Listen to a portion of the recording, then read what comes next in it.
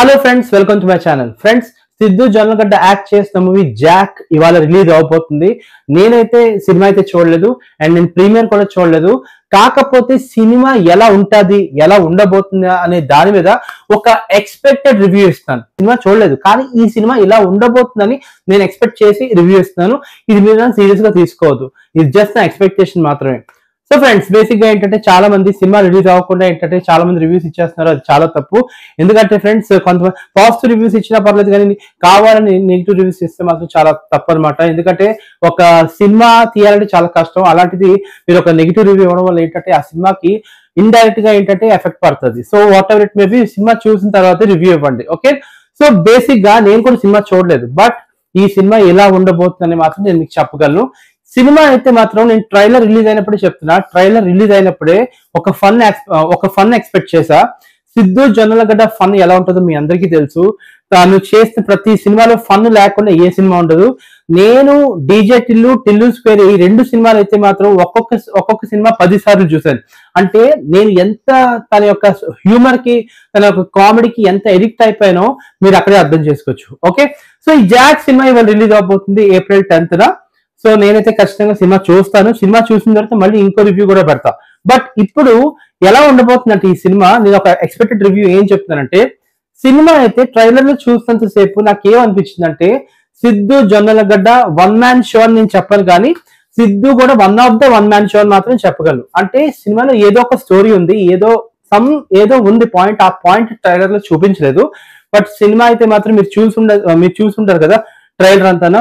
ఈ వైష్ణవి చైతన్య అలాగే మన సిద్ధు జొన్నలగడ్డ ఇద్దరి ఒక కెమిస్ట్రీ ఎలా వర్కౌట్ అయిందో, తర్వాత అతను చేసిన ఫన్, అతను చేసిన కామెడీ ఎలా ఉందో ట్రైలర్ లో మీరు చూసినప్పుడు మీకు ఏమర్థమైంది. సినిమాలో అయితే మాత్రం నాన్ స్టాప్ ఫన్ అయితే కన్ఫర్మ్ గా ఉంటుంది. నాన్ స్టాప్ ఎంటర్టైన్మెంట్ అయితే మీరు ఈ సినిమాలో మీరు ఎక్స్పెక్ట్ చేయొచ్చు. బట్ ఈ సినిమాలో ఏంటంటే ప్రకాష్ రాజ్ గారు కూడా ఉన్నారనమాట.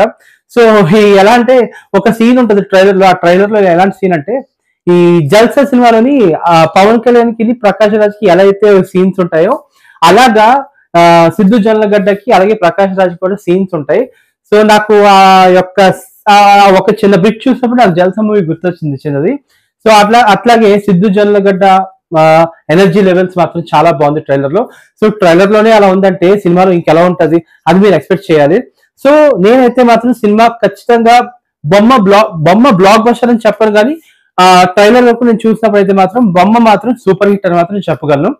ఈ సినిమా ఖచ్చితంగా సిద్ధు జొన్నలగడ్డకి ఒక మంచి నేమ్ తీసుకొస్తుంది. ఆల్రెడీ ఇప్పుడు చాలా మంచి నేమ్ ఉంది, ఇంకా మంచి నేమ్ తీసుకొస్తుంది అని చెప్పి నేనైతే కేవీ టాక్స్ ఛానల్ తరఫు కోరుకుంటున్నాను. సినిమా అయితే మాత్రం సూపర్ హిట్ మూవీ, అది మాత్రం పక్కా. ఫన్ అయితే సూపర్ గా ఉంటది. ఫన్ చాలా ఉంటది కాబట్టి మీరు ట్రైలర్ లో చూసినప్పుడు చాలా మటుకు డైలాగ్స్ మేము పేలయ్యి కాబట్టి సినిమాలో మంచి ఫన్ ఎక్స్పెక్ట్ చేయొచ్చు. సో సినిమా అయితే మాత్రం నా ఎక్స్పెక్టెడ్ రివ్యూ అయితే మాత్రం సినిమా అయితే చాలా బాగుంటది అని అనుకుంటాను, కానీ బాగుండాలని కోరుకుందాం. ఓకేనా? So that's all for today.